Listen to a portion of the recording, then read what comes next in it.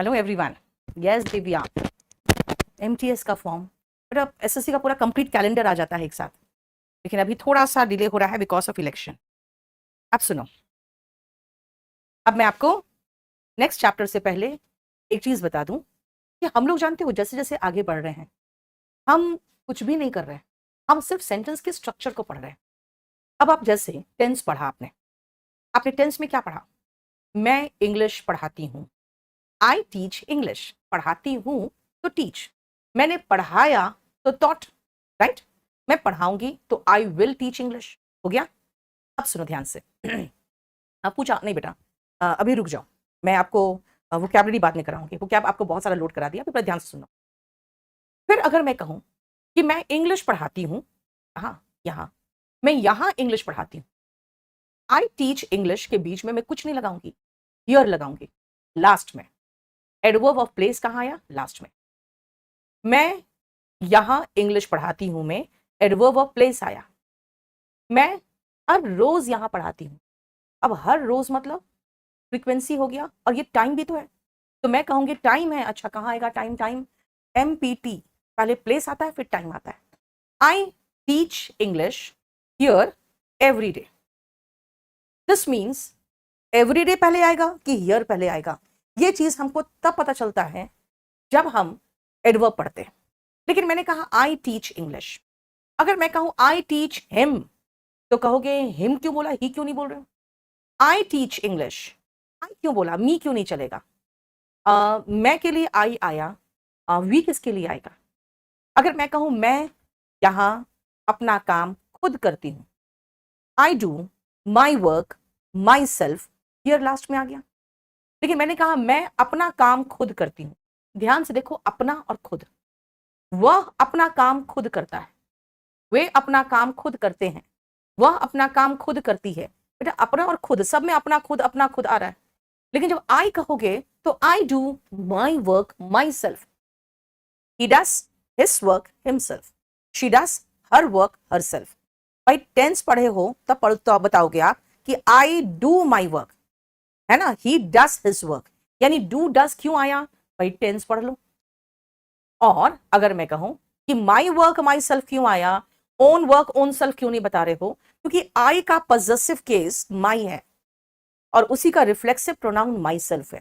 बेटा स्ट्रक्चर याद रखना, जो चैप्टर आप पढ़ रहे हो वो सारा का सारा चैप्टर्स आपके स्ट्रक्चर को सही कर रहा है। फिर आप कहोगे कि मैम प्रोनाउन पढ़ा रहे हो, नाउन, तो बेटा नाउन में बहुत सारा वोकैबुलरीज है, और नाउन जब मैं आपको पढ़ाऊंगी तो नाउन में आपको लगेगा कि भाई नाउन में हम सिर्फ वोकैब कर रहे हैं और कुछ नहीं कर रहे हैं। तो मैंने जब स्ट्रक्चर बताना है तो सबसे अच्छा है कि प्रोनाउन भी बता दूं स्ट्रक्चर के लिए, और उसके साथ में आपको इसके क्या यूसेज है, कहाँ कहाँ किस तरह से क्वेश्चन आते हैं। अगर हम स्पोकन की बात करें तो थोड़ा डिफरेंट तरीके से चलते हैं, ऑब्जेक्टिव इंग्लिश की बात करें तो अलग तरीके से चलते हैं। बेटा वॉल्यूम 1 बुक तो बहुत जरूरी है, वॉल्यूम 1 जो है ना हर टॉपर के पास, ये जान लो। बेटा इंफॉर्मेशन जो है ना वो अनकाउंटेबल नाउन है, अभी आप उस पर मत आओ। चलो अब सुनो ध्यान से, मैंने कहा कि जब हम एक सेंटेंस की बात करते हैं तो सबसे पहले एक सेंटेंस की शुरुआत होती है सब्जेक्ट से। आपको पता है सेंटेंस की शुरुआत सब्जेक्ट से होती है और उसके बाद वर्ब चलता है। लेकिन अगर मैं कहूं आई टीच तो कहोगे आई टीच किसको? उस लड़के को, वो लड़का जो है ऑब्जेक्ट है। तो मैंने कहा हिम होगा, ही नहीं होगा। और अगर ही उठ के आगे आ गया तो मैं कहूंगी ही हेल्प्ड, किसको हेल्प किया? मी। अब ये पीछे गया ऑब्जेक्ट की जगह पे तो ये मी हो गया, और आगे आया ये हिम उठ के आगे आया तो ये सब्जेक्ट हो गया। अब ये क्या है पहले सुनो, मैंने हिम कहा, राम है तो भी हिम लिखूंगी, बाद में मैंने I teach Ram, I teach him, I teach Shyam, I teach him, I teach Mohan, I teach him. यानी कि क्या है, आप कोई भी नाउन लगा रहे हो उसके लिए प्रोनाउन लगा रहे हो क्या? हिम। कब? वर्ब के बाद। और अगर वो आगे आ रहा है तो हिम नहीं ही होगा, यानी वर्ब के पहले अलग फॉर्म है। लेकिन भाई राम के लिए भी ही, श्याम के लिए भी ही, मोहन के लिए भी ही, ये है क्या? ये बताता है कि भाई प्रोनाउन का मतलब है कि प्रोनाउन तब हम लगा रहे हैं जब हम राम श्याम मोहन तीनों को रिप्लेस करना चाह रहे हैं। Pronoun replaces noun. सबसे पहला डेफिनेशन कि नाउन के स्थान पर प्रोनाउन आता है।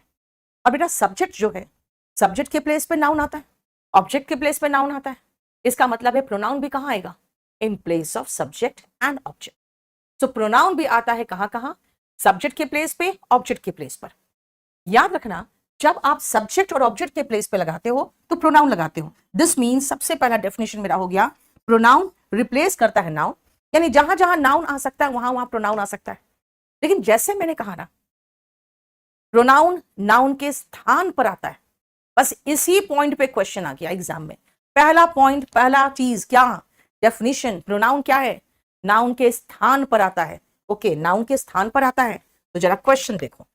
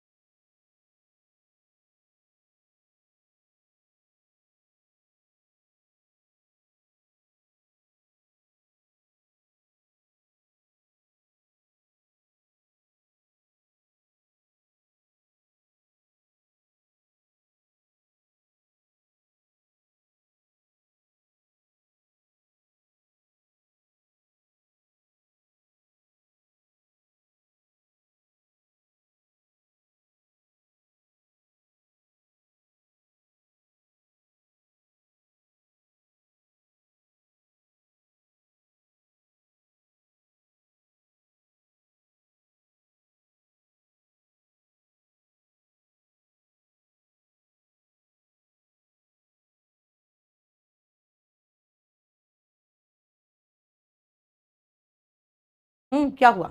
नंदिनी बेटा पढ़ाई कर लो ना। मैं एक एक का यही बात सुनते रहूंगी तो पढ़ाऊंगी कैसे? हम्म लिख दो, जो प्रॉब्लम है लिख दो।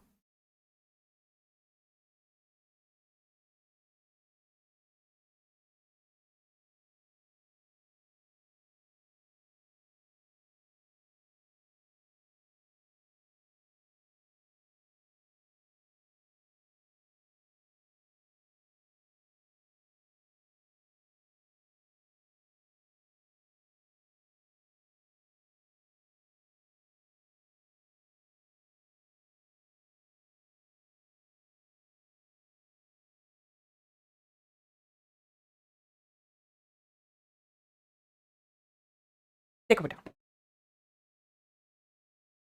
ओके सुमति, ठीक है मैं देख लेती हूँ। ये देखो, ये 3 सेंटेंस मैंने क्या कहा? प्रोनाउन नाउन के स्थान पर आता है, प्रोनाउन नाउन के प्लेस पर आता है। एक सेकंड बेटा, प्रोनाउन नाउन के प्लेस पर आता है, नाउन के साथ नहीं आता। अब अगर मैं कहूं पुतिन, भाई पुतिन कौन है? The president of Russia. Okay, तो फिर ही क्यों लगा रहे? नहीं, आप नाउन भी लगाओगे प्रोनाउन भी लगाओगे ना भैया।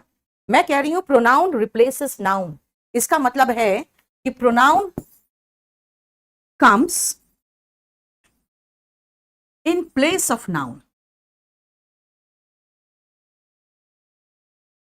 not with noun.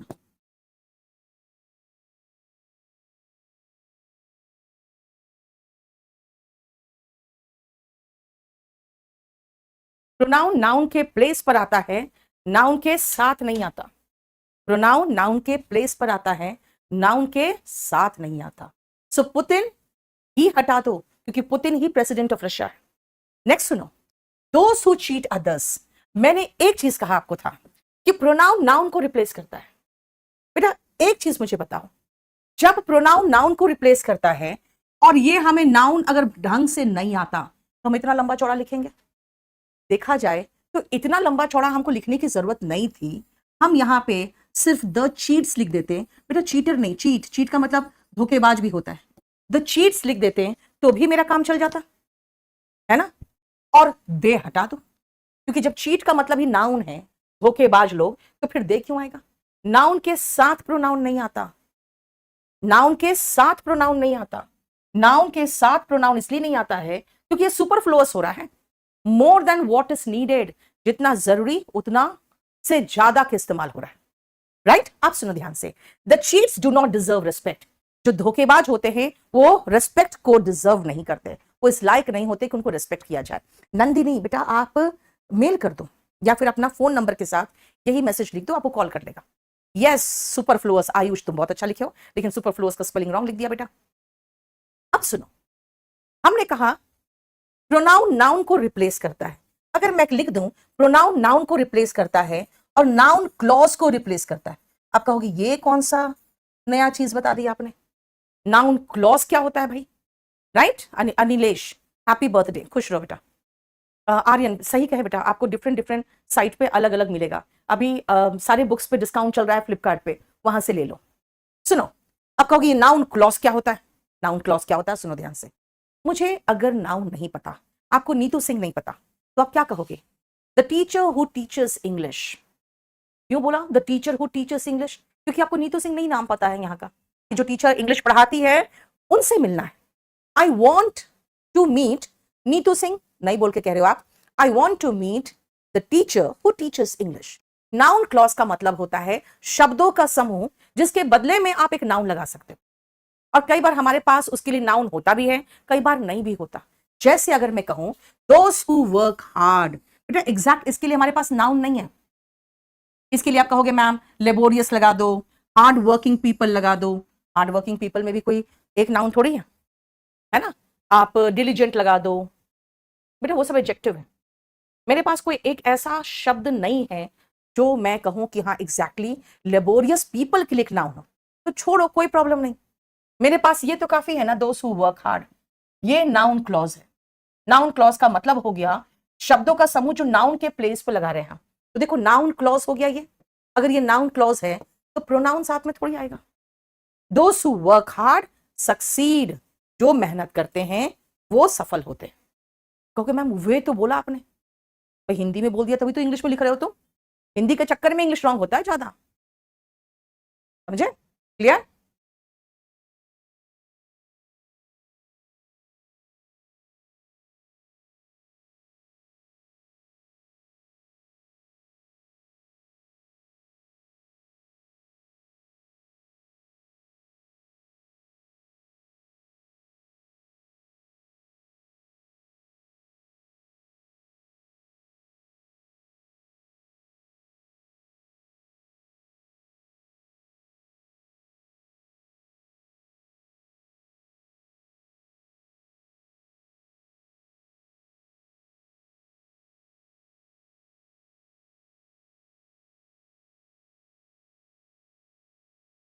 अरे कितने लोगों का बर्थडे आज भाई, घूमर, प्रीति, हाँ चलो happy birthday to all of you, happy birthday Ghoomar, प्रीति,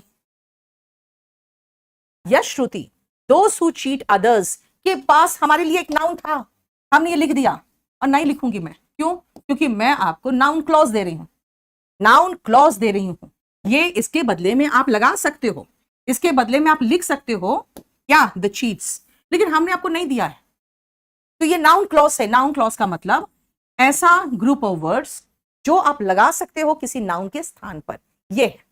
समझ में आया, देखो कोई प्रॉब्लम है, एक मिनट जूम आउट हो रहा है, देखो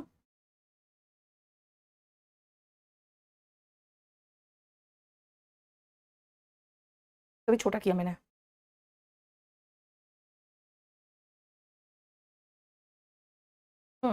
एक मिनट रुकना बेटा, तो स्क्रीन में प्रॉब्लम है।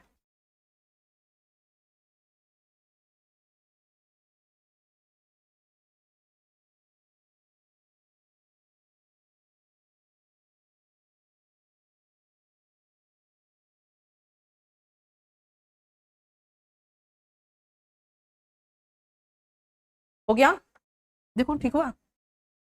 हाँ ठीक हुआ? नहीं मीनू, यहाँ पे कुछ प्रॉब्लम है, रुको 1 मिनट। ठीक हो गया? ठीक है अभी? देखिए स्क्रीन बहुत जूम आउट कर रहा है, हम किनारे लिख रहे हैं ना, वो बार बार प्रॉब्लम दे रहा है, आप लोग का कट जाता है। चलो सुनो, ये हमारा पहला पॉइंट है कि नाउन या नाउन क्लॉज की जगह पे प्रोनाउन आता है, नाउन के साथ प्रोनाउन नहीं आता। Right, clear? और अगर नाउन है या नाउन क्लॉज है तो प्रोनाउन को हटा दीजिए। ओके चलो, अब नेक्स्ट पॉइंट पे आते हैं हम।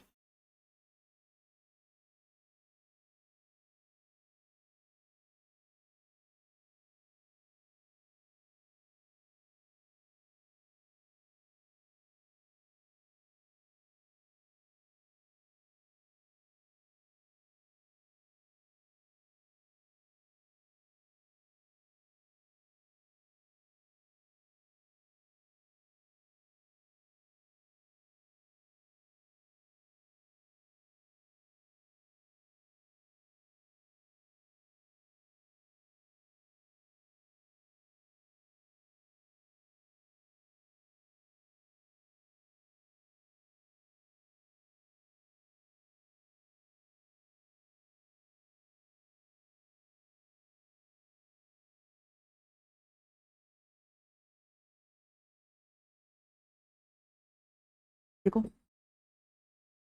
कर तो नहीं रहा है, कैमरा से हाथ हटा ले भाई, तुमने कैमरा पे ही हाथ रख दिया था।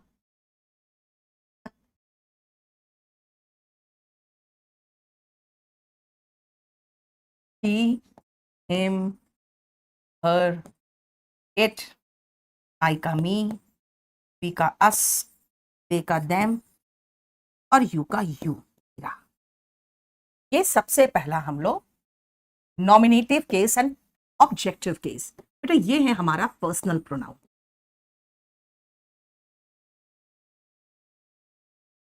पर्सनल प्रोनाउन जो होता है ना, याद रखना कि ये सारे सब्जेक्ट के स्थान पर है, यानी ये सारे आएंगे वर्ब के पहले, बिफोर वर्ब,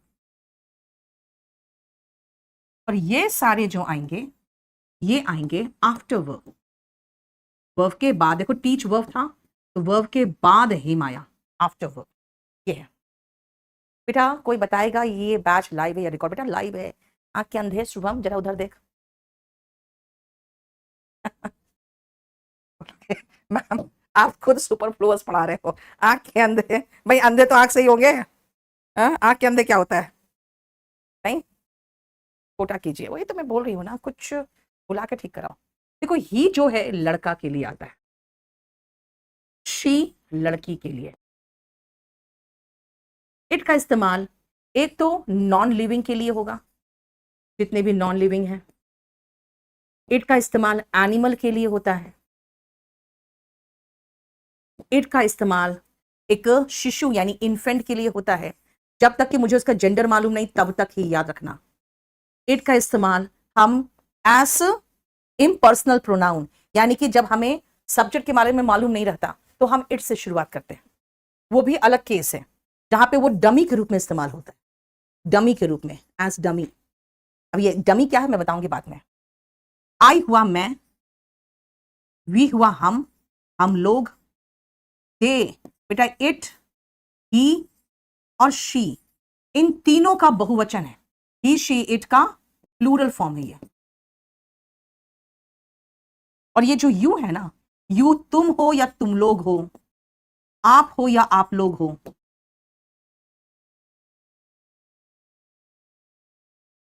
यानी ये यू जो है ये सिंगुलर प्लूरल दोनों है। वी और दे ये सिर्फ प्लूरल है। देखो पहले ये ध्यान से देखो, कमेंट दिखाओ। ऊपर कट रहा है फिर? अच्छा मैंने सरकार, नीचे देखो, मनीष गुप्ता ऐप में देखो।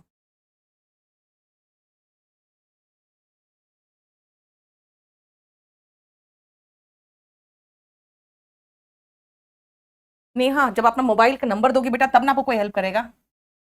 हम्म, हो गया? Manjeet, thank you so much बेटा। चलो, ये हमारा लड़का है तो ही, लड़की है तो शी, नॉन लिविंग है तो इट, एनिमल है तो इट, छोटा बच्चा जिसका आपको जेंडर पता भी नहीं है और ना जानने की जरूरत महसूस होती है, वो भी इट। डमी के रूप में, डमी मतलब होता है पुतला, जहां पर हमको सेंटेंस का स्ट्रक्चर पता नहीं हो और हमें समझ में आ रहा है कौन लगाए तो इट लगा देते हैं। चलो वो भी समझाएंगे अच्छे से। आई का प्लूरल वी है और ही शी इट का प्लूरल दे है, ठीक है। और ये जो है वी और दे वो प्लूरल है, और यू जो है सिंगुलर, प्लूरल दोनों है बेटा। वोकेटिव केस, नॉमिनेटिव केस ये बाद में देखेंगे।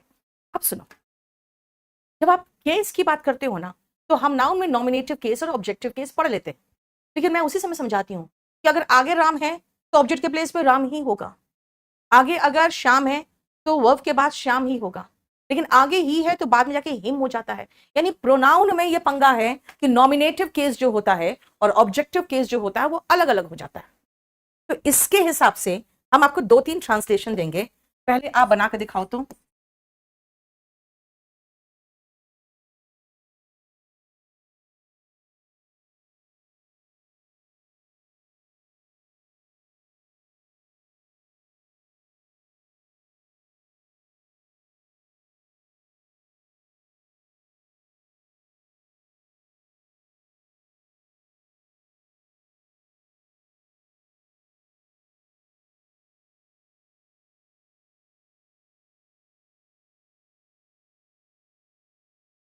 बेटा आपका क्लास अब 6 दिन नहीं चल सकता, अब आपका क्लास मंडे वेंसडे फ्राइडे चलेगा।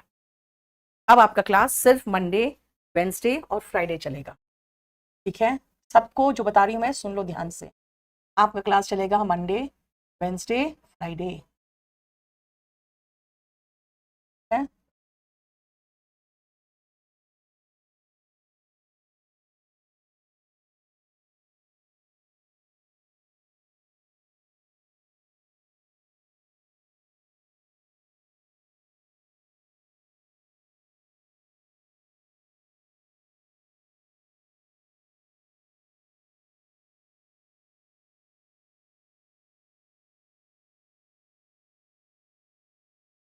हम्म, चलो, मैं उससे प्यार करती हूँ, आई लव हिम। और लड़की है तो आई लव हर। अच्छा लड़की है तो आई हो गया तो हिम ही होगा, है ना। अब लड़की लड़की से प्यार थोड़ी करेंगे, नहीं। तुम मुझे मूर्ख बना रहे हो, तुम, यू आर फूलिंग,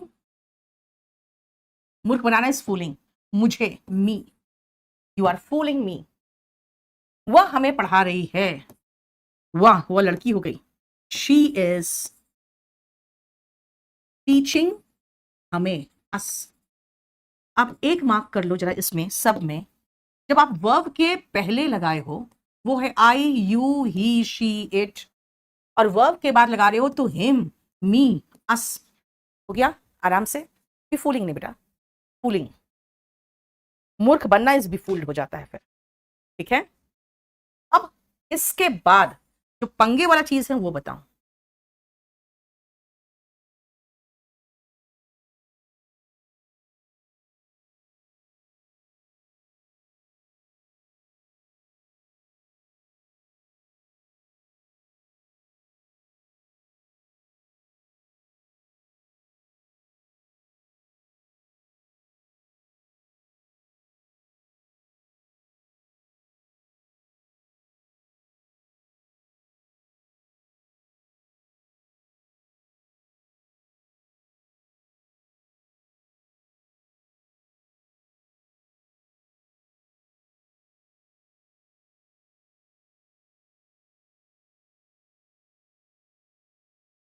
हम्म, अब इसको देखो ध्यान से,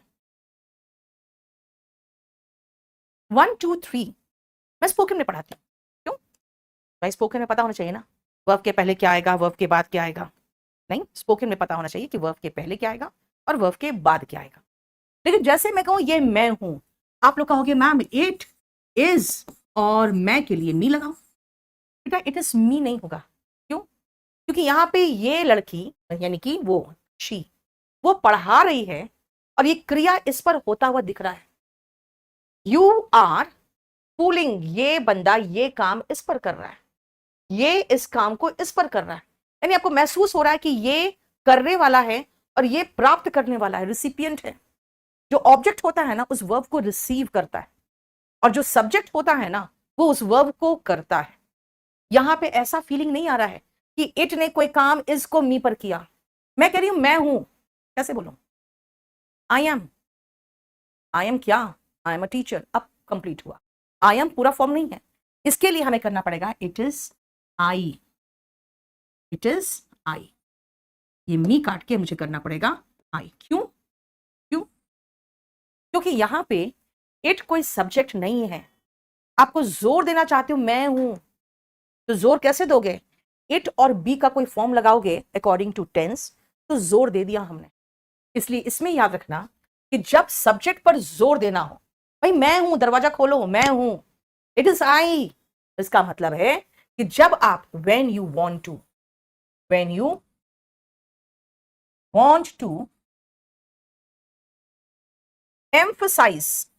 एम्फसाइज का मतलब क्या होता है?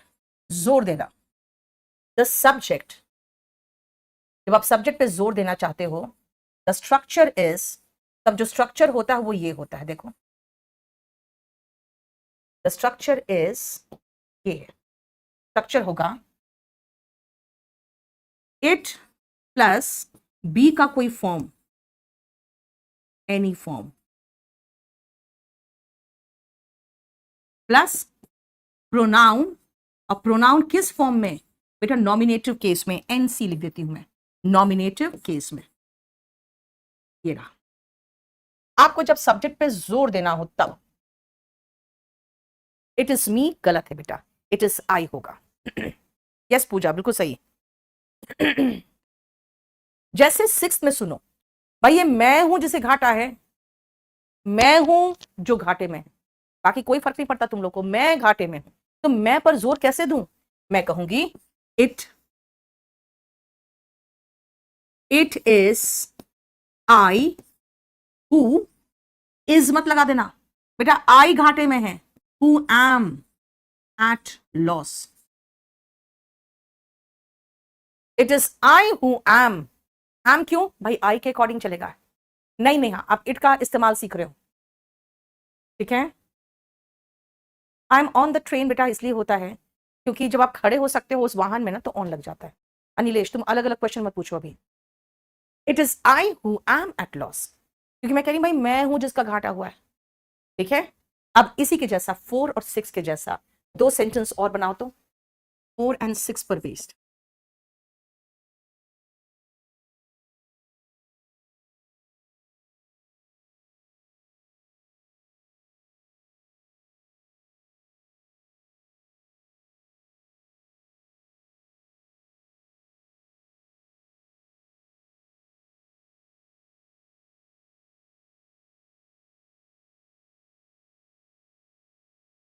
हर समय नहीं, हर रोज।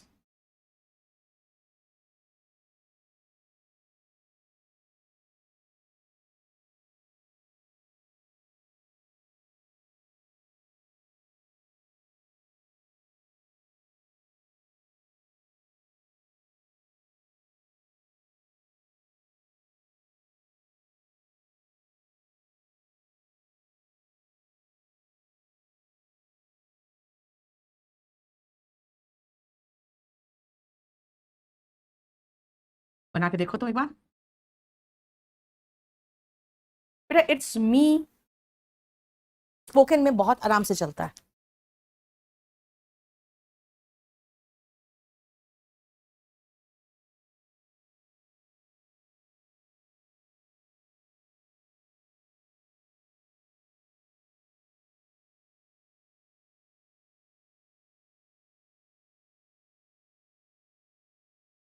फिफ्थ भी रह गया बेटा, अभी 4th और 6th पे मैं करा रही हूं, रुको सुनो ध्यान से। ये वो है जो रोज शिकायत करती है, मैं जोर दे रही हूं कि वो है, ठीक है ना। मतलब इट इज, इट के साथ तो इज लगाऊंगी क्योंकि मैं प्रेजेंट की बात कर रही हूं। पास्ट होता तो शिकायत करती थी तो मैं कहती हूं इट वॉज, लेकिन बेटा हर नहीं होगा, शी होगा। प्रोनाउन का नॉमिनेटिव केस आएगा, हु कंप्लेन्स, लड़की के अकॉर्डिंग चलेंगे तो शी के साथ SES आता है, every day, who complains every day. देखो मैंने नॉमिनेटिव केस लगाया इट इज के बाद, और अगर मैं कहूं कि ये वो है जो हर रोज शिकायत करती थी, तो करती है नहीं करती थी कर दूं मैं, तो मैं कहूंगी भाई सीधा इसको हटाओ, अब पास्ट टेंस की बात हो रही है तो इट वॉज शी कर दो। देखो सही। नेक्स्ट आप, ये वे लोग हैं जो जाति के नाम पर वोट देते हैं। इट इज वे लोग, वे के लिए दे लगाते हैं ना, देम मत लगाना, हमें नॉमिनेटिव केस चाहिए। हु और दे के अकॉर्डिंग चलेंगे तो हमें प्लूरल वर्ब चाहिए। देखो शी के अकॉर्डिंग चले तो हम सिंगुलर वर्ब लिए, अब हम दे के अकॉर्डिंग चलेंगे तो हम प्लूरल वर्ब लेंगे। Who vote on the basis of या on the name of caste. देखो राइट, समझ में आ रहा है? अरे ट्रांसलेशन करा के समझा दिया। ये वो लोग हैं जो जाति के नाम पे वोट देते हैं, ये वो लड़की है जो रोज कंप्लेन करती थी। जोर दे रही हूं, जोर देने के लिए हमें क्या चाहिए? स्ट्रक्चर, इट प्लस बी का form according to requirement plus pronoun nominative case. It is she who always complains. ठीक है, चलेगा? नेक्स्ट आओ, वह मुझसे ज्यादा मोटा है। और फिफ्थ सुनना, फिफ्थ में मुझे बताना तो क्या सही होगा। एक सेकेंड, क्या था? ये मुझसे ज्यादा मोटा है।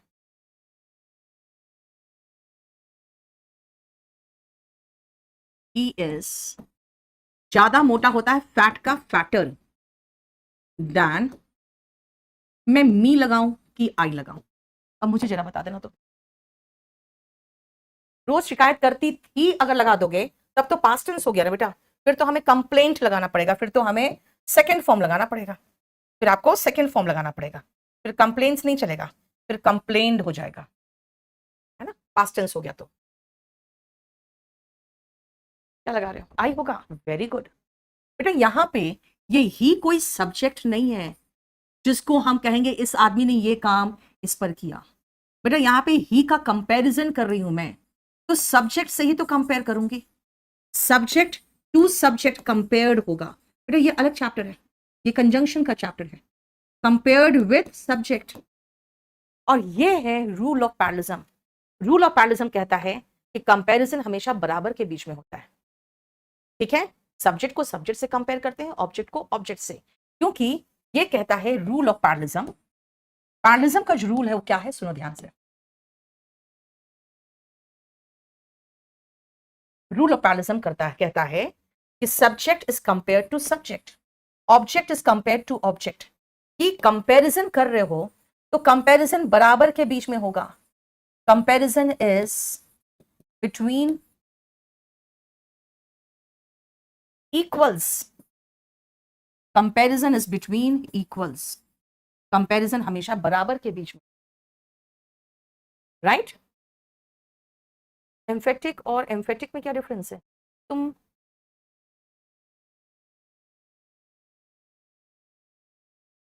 सुधांशु, काहे को बेटा कंप्लेंट नहीं होगा, कंप्लेंट टी वाला जो है नाउन है, हमें वर्ब चाहिए।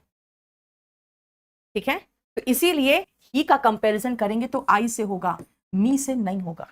चलो सिक्स्थ हो गया था, एक और लिखना तो 7 number.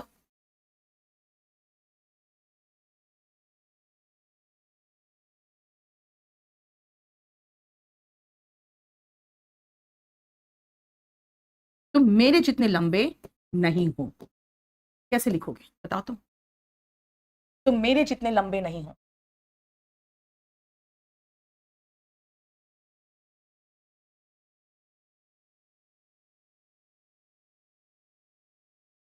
Better than you, you तो दोनों है ना बेटा, सब्जेक्ट में भी यू है, ऑब्जेक्ट में भी यू है।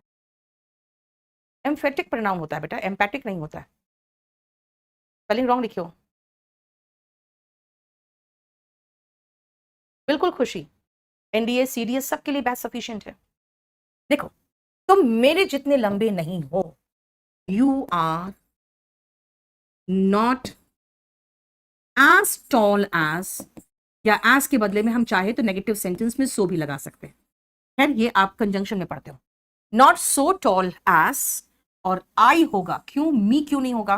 भाई वर्ब के पहले हम सब्जेक्ट लगा रहे हैं। अब बेटा यहां सब्जेक्ट का कंपैरिजन हमें करना है तो हमें सब्जेक्ट से ही तो करना पड़ेगा। You are not as tall as, long मतलब लंबा बेटा, ऐसे लंबा इज लॉन्ग, ऊंचाई में लंबा इज टॉल।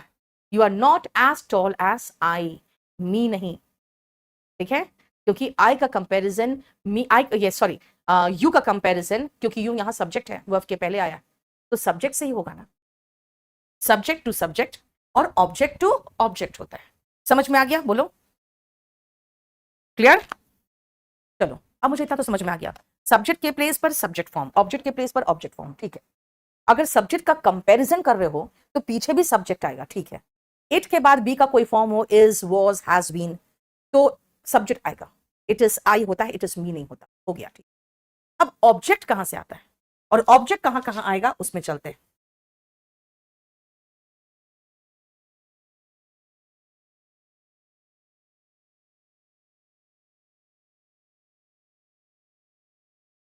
कहां कहां आता है पहले हम देख लें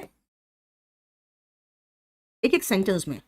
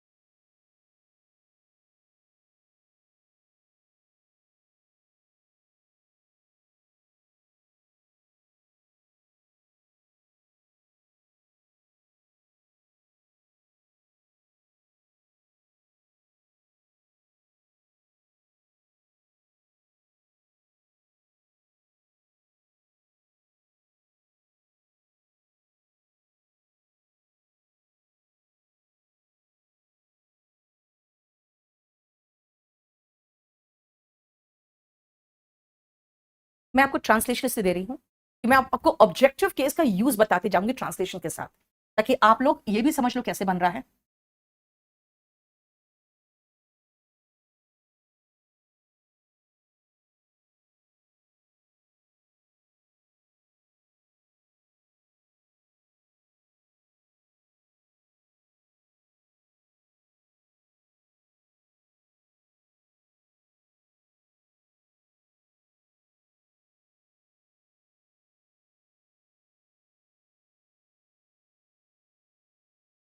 ये देखो,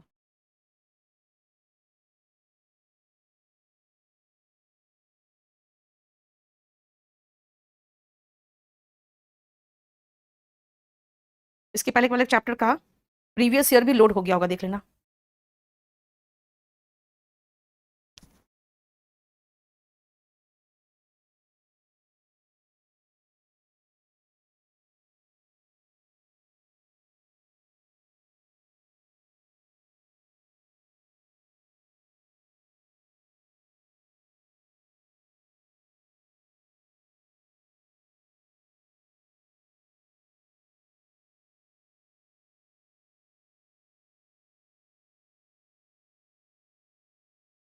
हो गया?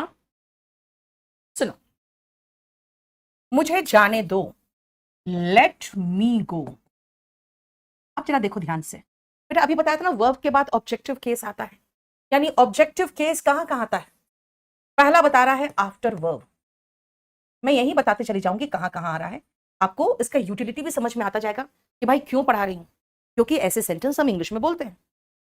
वह मेरे जैसा है, ही इज लाइक मी, मेरे जैसा है, लाइक मी। बेटा लाइक हो या अनलाइक हो, है ना, लाइक और अनलाइक के बाद आफ्टर लाइक एंड अनलाइक, मेरे जैसा है, इज लाइक मी, आपके जैसा नहीं है वो इंट्रोवर्ट है, इसका मतलब आप एक्सट्रोवर्ट हो।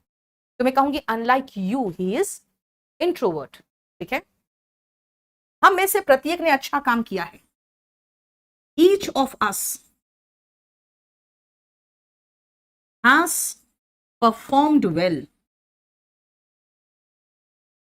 हैज डन गुड जॉब, ये भी हो सकता था। हम यहां आपको दूसरा चीज दिखाना है सेंटेंस के साथ, सुनो। ऑफ के बाद प्रोनाउन का अस है, वी नहीं है। This means after preposition pronoun का ऑब्जेक्ट फॉर्म कहां आता है? प्रेपोजिशन के बाद। देख लो। चौथा, मैं तुमसे उतना ही प्यार करती हूं जितना उससे। I love you as much as उस लड़के से। हिम।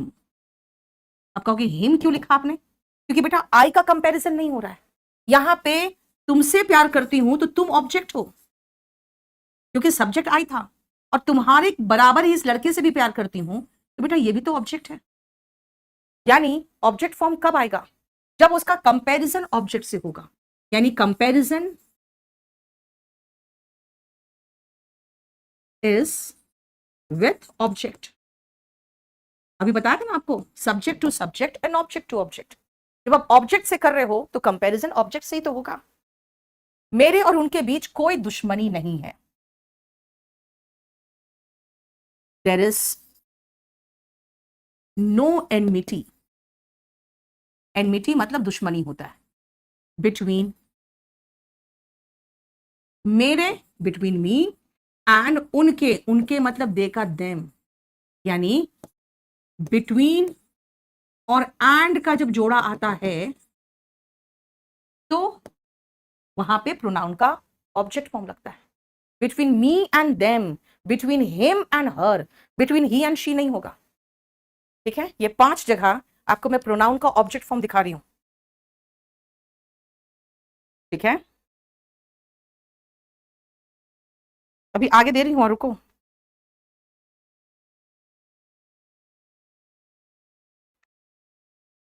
तो मैंने आपको बता दिया सब्जेक्ट और ऑब्जेक्ट फॉर्म कहां कहां आ रहा है।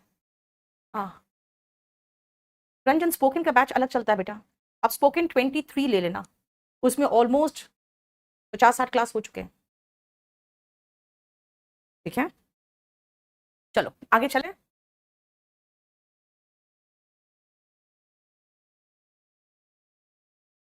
दे लिख दिया था, गलती से लिख दिया होगा, ओ सॉरी। दे नहीं आएगा ये कहा था मैंने, और दे लिख दिया।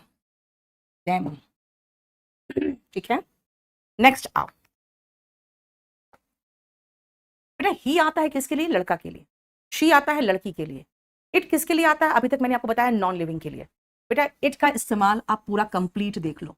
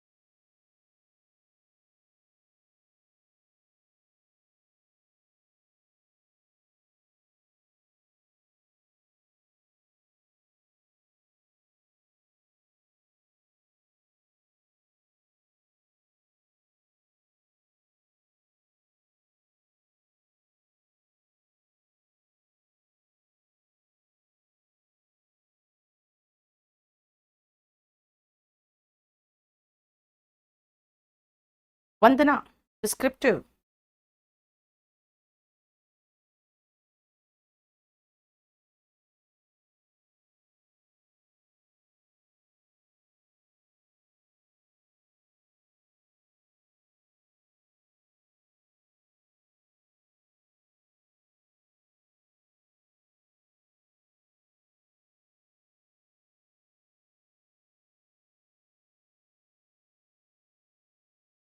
लेट मी गो, बेटा लेट वर्ब है ना, वर्ब के बाद देखो मी आया, ऑब्जेक्ट फॉर्म आया, लेट मी गो।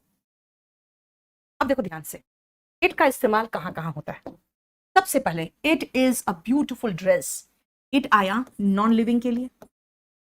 ऐसे तो हमें खाली इतना तो पता होना चाहिए कि भाई इट सिंगुलर है, तो प्लूरल के लिए तो इट आ ही नहीं सकता, पहला केस। यानी ड्रेस है, ड्रेसेस नहीं। It is a wild animal, मैं भालू की बात कहूं, टाइगर की बात करूं, है ना, तो इट क्या है, नॉन लिविंग के लिए आया, इट आया एनिमल के लिए। It is not my baby, यानी शिशु, इन्फेंट के लिए भी। लेकिन जैसे मैंने कहा इट इज आई, बेटा आई नॉन लिविंग भी नहीं है, एनिमल भी नहीं है, बेबी भी नहीं है, यहां पे डमी है, क्योंकि मैं हूं कैसे बोलूं, मैं हूं, नहीं समझ में आ रहा मैं हूं कैसे बोलूं। यहां पे ये इम्पर्सनल प्रोनाउन है, क्योंकि ना नॉन लिविंग है, ना एनिमल है, ना बेबी है। बेटा डिस्क्रिप्टिव का वॉल्यूम 3 है, वॉल्यूम 3, ना नॉन लिविंग है, ना एनिमल है, ना बेबी है, तो मैं क्या हूं, यहां पे इम्पर्सनल प्रोनाउन के रूप में आता है। और इम्पर्सनल प्रोनाउन में ही सब आ जाएगा। कैसे, मैं हूं, it is I. It is Sunny today, बेटा देखो यहां पे वेदर की बात की मैंने, कि आज धूप खिली हुई है। It is summer now, climate की बात कर रही हूं। It is evening in India, it is Wednesday today, मैं डे की बात कर रही हूं, टाइम की बात कर रही हूं, it is 7 o'clock now. It is may now, month की बात कर रही हूं। इट इज 2024 ईयर की बात कर रही हूं। इन सब के साथ इट आ रहा है, ये इम्पर्सनल प्रोनाउन।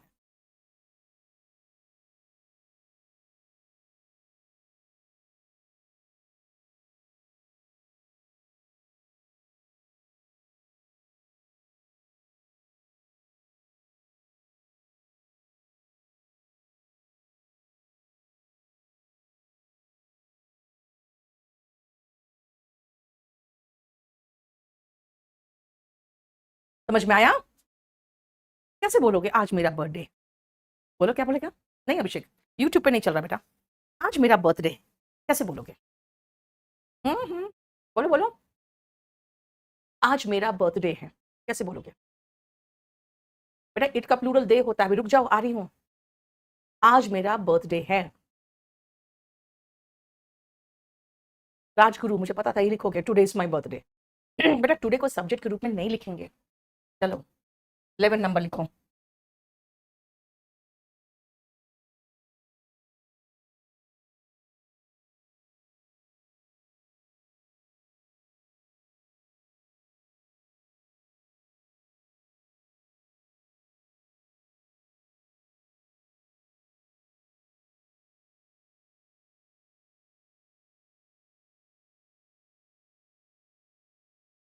इम्पर्सनल इसी तो कहते हैं, क्योंकि किस चीज के लिए यूज हो रहा है, वो कोई particular non living animal baby नहीं है। यस वेरी गुड, आज मेरा बर्थडे है, it is my, it is my birthday today.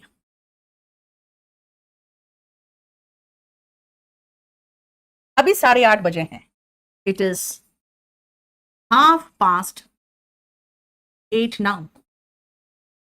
देखो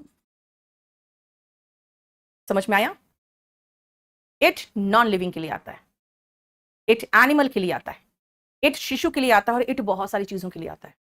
जहां पे सेंटेंस की शुरुआत ही नहीं समझ में आ रही कैसे करें, तो इट से कर देते। अब जरा देखो ध्यान से,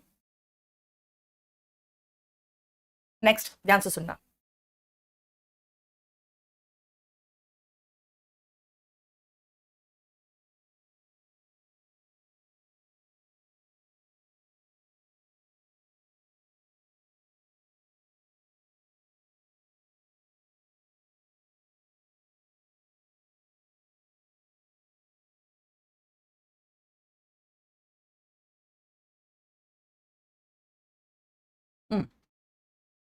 इसका बताओ, टुडे इज माई बर्थडे गलत है बेटा, टुडे आप सब्जेक्ट के रूप में लगा रहे हो, टुडे एडवर्ब ऑफ टाइम है, उसको लास्ट में लगाओ।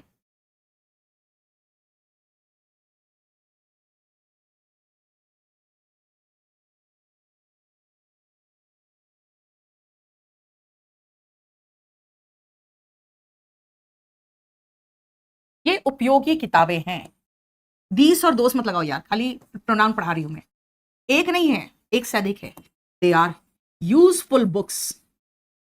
देखो इट का प्लूरल हो गया दे, वे जंगली जानवर है, लायन टाइगर्स की बात कर रहे हो आप, they are wild animals.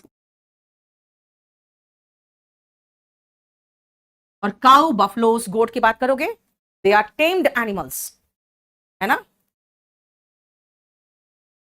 Yes, it is my birthday today, ठीक है बिल्कुल, समझ में आया। तो इसका मतलब है सिंगुलर हमारा इट है और प्लूरल हमारा दे है, राइट। सिंगुलर इट है, प्लूरल दे है। तो एक बार हम सबका सिंगुलर प्लूरल देख ही ले, तो मैं पहले लिख देती हूं पर्सन्स।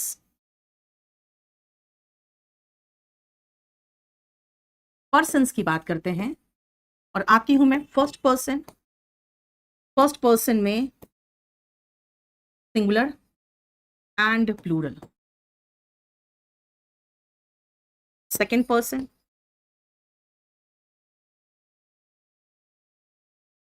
Third person.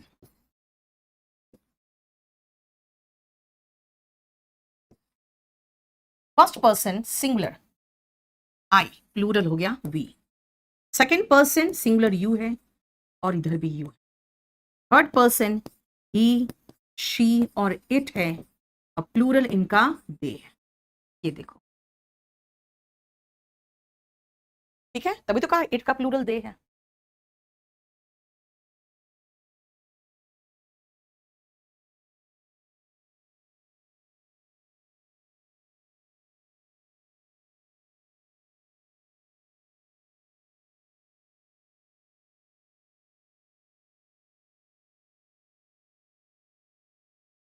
बोलो clear, first person, second person और थर्ड पर्सन।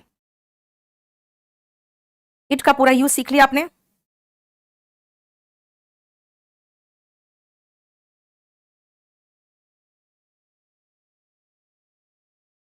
अब चलो 8:30 लिख सकते हो, 8:30 नाउ चलेगा। अब आती हूं मैं कि पर्सन में ये तो दिख दिया हमने, अब ही और शी कैसे आता है वो देख ले।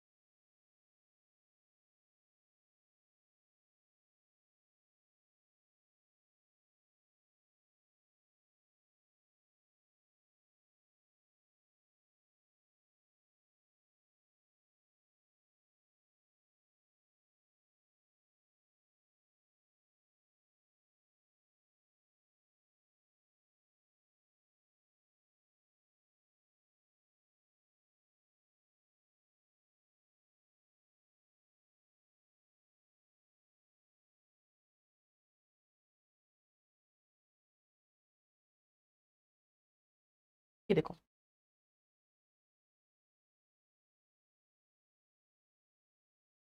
The speaker is the first person, the listener is the second person, और जिसके बारे में बात हो रही है that is the third person.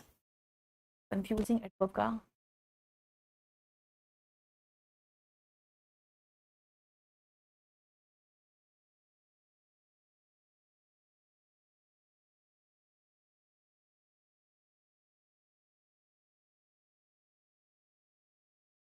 ठीक है।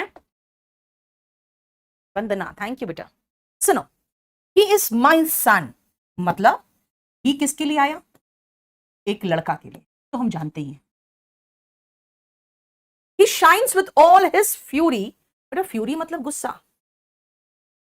इन में ये किसके लिए बोल रहा है, ये तो सूरज के लिए बोल रहा है। सूरज के लिए ही कैसे लगा सकते हैं, लगा सकते हैं जब किसी नॉन लिविंग को हम पर्सोनिफाई कर रहे हैं। कैसा पर्सोनिफिकेशन, उसको गुस्सा में दिखा रहे हैं, उसका ताकत दिखा रहे हैं, तब हम ही लगा सकते हैं, ही लड़का के लिए। और दूसरा, when a non living thing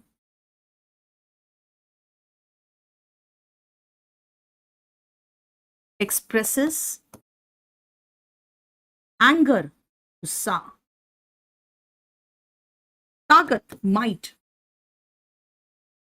यानी कि गुस्सा या ताकत दिखाना चाहते हो आप तो ही के रूप में एक्सप्रेस कर सकते हो, और ही के साथ हिस आ गया। देखो दूसरा, देखो शी इज माई मदर, यानी शी कब आएगा?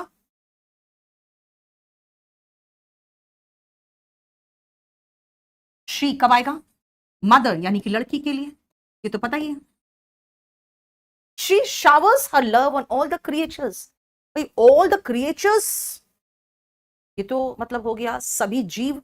तो सभी जीव पर तो प्यार मैक्सिमम कौन दिखा सकता है? प्रकृति ही दिखा सकती है, यानी कि मैं नेचर की बात कर रही हूं। और नेचर यानी प्रकृति तो नॉन लिविंग है, लेकिन कर सकती हूं मैं कब? When a non living thing shows love, है ना। मदरहुड, मदरहुड हो गया, लव हो गया, ब्यूटी हो गया,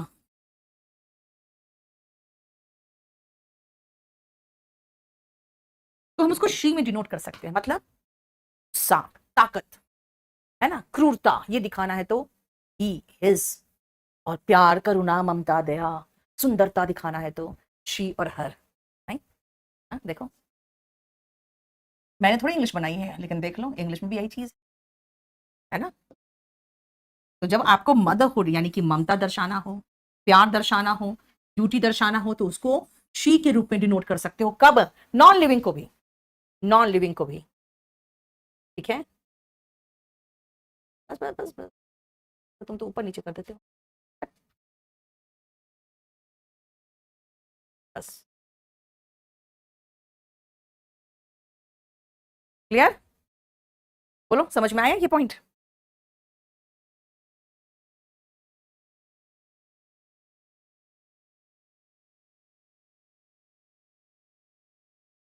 अब आती हूं मैं नेक्स्ट पॉइंट पे, order of personal pronoun. Order of personal pronoun, order का मतलब होता है क्रम, इसको मैं क्रम की बात कर रही हूं। पहले इसका क्रम देख लो। हम सिंगुलर की बात करेंगे और प्लूरल की बात करेंगे। सिंगुलर में भी मैं तारीफ यानी एप्रिसिएशन की बात करेंगे, प्रेज की बात करेंगे, या फिर एक नॉर्मल सा सेंटेंस, इसमें कोई तारीफ वारीफ नहीं, खाली नॉर्मल सेंटेंस है। और सिंगुलर में ब्लेम या एक्यूजेशन की बात करेंगे, यानी इल्जाम लगाने की बात करेंगे। तो हमारा फर्स्ट, सेकेंड और थर्ड प्रोनाउन, माइट मतलब ताकत बेटा, माइट मतलब ताकत। तो इसको हम कैसे डिनोट करेंगे? पहले हम सेकेंड पर्सन लगाएंगे, फिर थर्ड पर्सन और फिर फर्स्ट पर्सन। सबसे ज्यादा कम, सबसे कम महत्व तो खुद को दो। लेकिन जब इल्जाम लगाना है तो सबसे पहले बढ़ के खुद ही इल्जाम ले लो बेटा। और प्लूरल के केस में हमेशा 1 2 3 करो। क्यों बेटा? तारीफ में अपनी नहीं करूंगी, लेकिन अपनी टीम की तो जरूर करूंगी, है ना। और इल्जाम के मामले में भी अपनी टीम पर ही लगाऊंगी पहले, भाई हम लोगों ने खराब खेला है, राइट।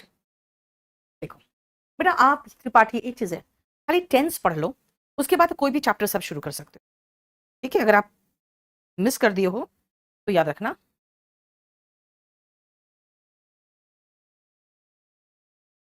चलो देखा, तो पर्सनल प्रोनाउन का ऑर्डर होगा 2 3 1। ब्लेम जब होगा तो 1 2 3। अब प्लूरल में दोनों केस में 1 2 3। जैसे अगर मैं कहूं कि हम तीनों, तुम, मैं और वो, हम लोग रोज क्लास करते हैं, रोज अटेंड करते हैं क्लास। बेटा ये तो नॉर्मल सेंटेंस है, कोई तारीफ तो है नहीं, है ना। चलो इससे भी नॉर्मल कर दें, हम लोग बाजार गए, ये तो बिल्कुल ही नॉर्मल नहीं, कोई तारीफ नहीं है। तो मैं कहूंगी 2 3 1, you, he and I went to the market। अब चलो एक तारीफ भी कर दे, सेम रूल लगेगा, यू ही की जगह पे शी कर दूं, शी की जगह पे रोहित, रोहन, मोहित, रश्मि, कुछ भी लगा दो, नाउन भी लगा सकते थे। And I played well. अब मैं आती हूं एक शिकायत का, ब्लेम का, कि गलती हुई है, मिस्टेक कर दिया हमने, ठीक है, तो वो होगा क्या, वो होगा I, you and he made a mistake.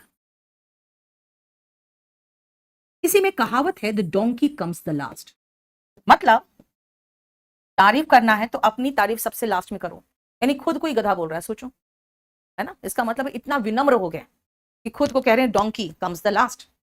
Plural में भाई, प्लूरल में कुछ भी लिख दो, क्या लिखूं, तारीफ, we, you and they performed well. इल्जाम लगाना है तब भी वी ही लगाएंगे, इल्जाम लगाएंगे तब भी इसी ऑर्डर में होगा, we, you and they have been unfair. Unfair मतलब होता है हम लोग गलत किए हैं किसी के साथ, अनफेयर। इल्जाम लगा रही है बेटा, जब भी आप इल्जाम लगाते हो तो याद रखना,